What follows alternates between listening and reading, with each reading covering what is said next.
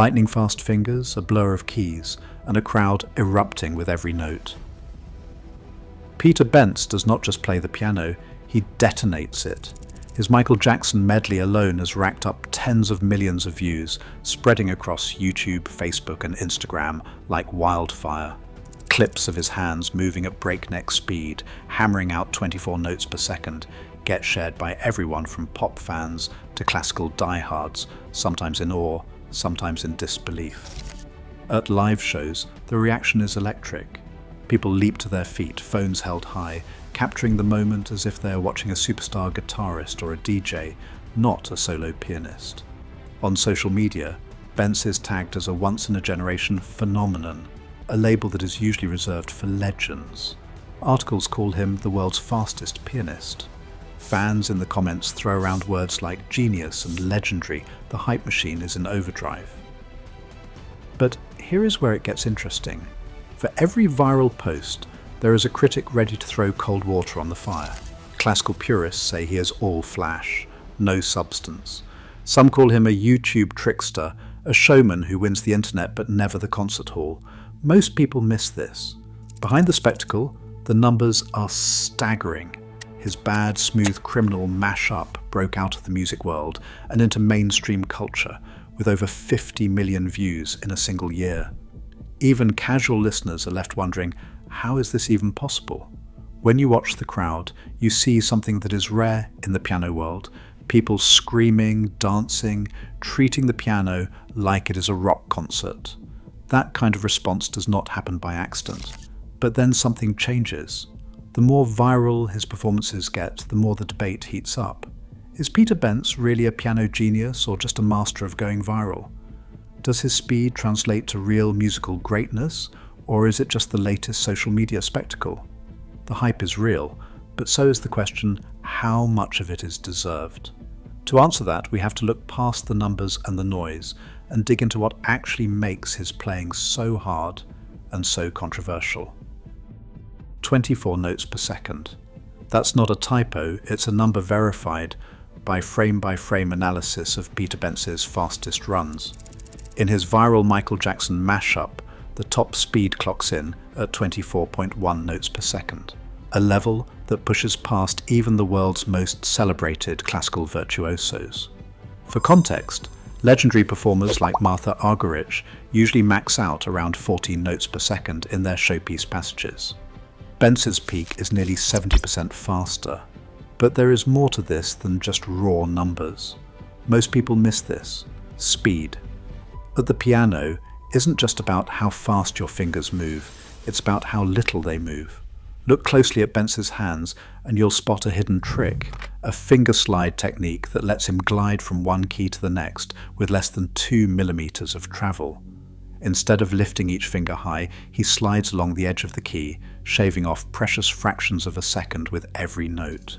Add in the wrist whip, where the hand snaps forward like a tennis serve, and it's clear this isn't just fast, it's engineered for speed. The wrist and forearm do most of the work, converting energy into a blur of motion, while the fingers barely leave the keys. During his Guinness record attempt, Bence even leans his forearm into the keyboard, letting gravity do some of the heavy lifting. These aren't just party tricks, they're biomechanical shortcuts, honed through hours of deliberate practice. But how does someone even get to this level? Bence's daily regimen is legendary among piano insiders. 5 hours a day split into blocks, half an hour of slow chromatic warm-ups, 2 hours drilling 5-note clusters at tempos faster than the target speed, and another 2.5 hours weaving those clusters into full arrangements. He records himself, slows down the footage, and corrects even the smallest tension in his wrists or fingers. He even practices hand stretches to keep his joints loose and injury-free. It's a system built for both speed and endurance. A piano arranger and educator who has studied Bence's technique puts it this way. He says he is not just playing fast, he is minimizing wasted motion at every level. That's what lets him sustain these speeds without breaking down. In other words, the spectacle is grounded in hard physical fact. Every viral clip is backed by thousands of micro-interval drills, biomechanical tweaks, and a routine that pushes right up against the limits of what the human hand can do. This isn't just showmanship, it's the result of a methodical, almost scientific approach to mastering speed. And it's the foundation for everything else in Bence's playing, from his rhythmic complexity to the way he builds arrangements that seem to defy what's possible on a single instrument.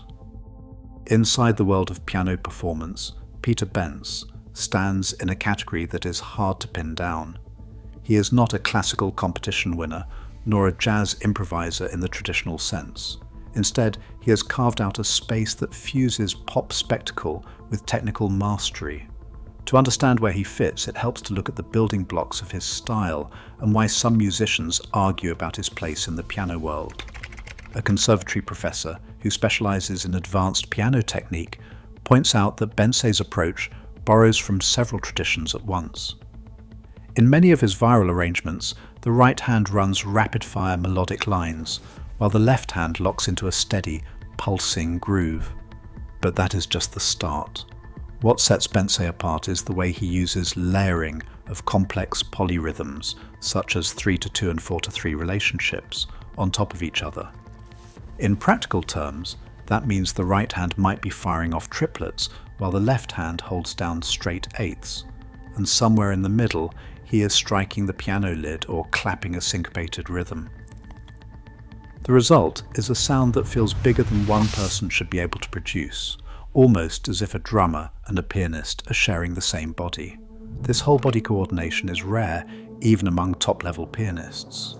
Classical etudes like those by Czerny or Liszt demand speed and finger independence, but they rarely require the performer to integrate body percussion or maintain 3 separate rhythmic streams at once.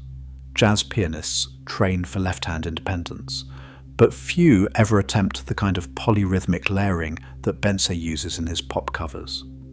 According to the same professor, this blend of techniques creates a new kind of difficulty, one that is not measured by finger speed alone, but by the ability to synchronize hands, feet, and even elbows in a live setting.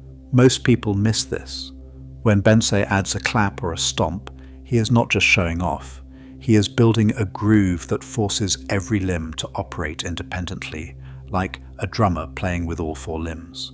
It is a challenge that pushes beyond what is written in most piano scores. And it is this hybrid style, part classical, part jazz, part showman, that fuels both his popularity and the arguments about whether he is a true virtuoso or simply a new breed of entertainer. 3 camps emerge every time Peter Bence's name comes up. Some call him a pure entertainer, a piano showman who has engineered every arrangement for maximum shareability, the kind of performer who turns every stage into a viral moment. For these fans, the fireworks are the point. They see the pounding chords, the flying hands, the crowd on its feet, and they do not care if the harmony is simple or the arrangement is built for YouTube. The thrill is real and the numbers back it up. Millions of views, sold-out halls, and a comment section that reads more like a fan club than a music debate. But then there is the other side, the critics and classical diehards who demand more than spectacle. They look past the speed and ask, where is the depth? One prominent music critic put it bluntly, Bence's arrangements are engineered for effect, not for nuance. The original harmonies get stripped down, the left hand locks into a pop groove, and the real complexity of the song is traded for density and impact. To them, his covers are not reimaginings, they are reductions.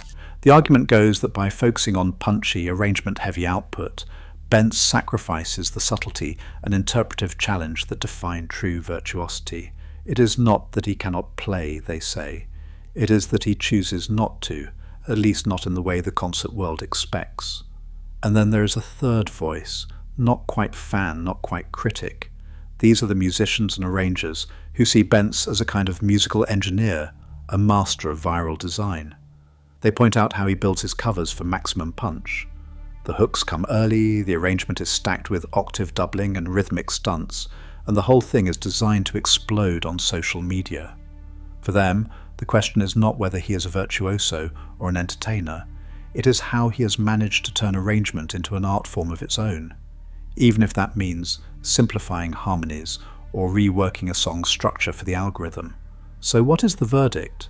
Is Peter Bence a true virtuoso, a next-level entertainer, or something else entirely?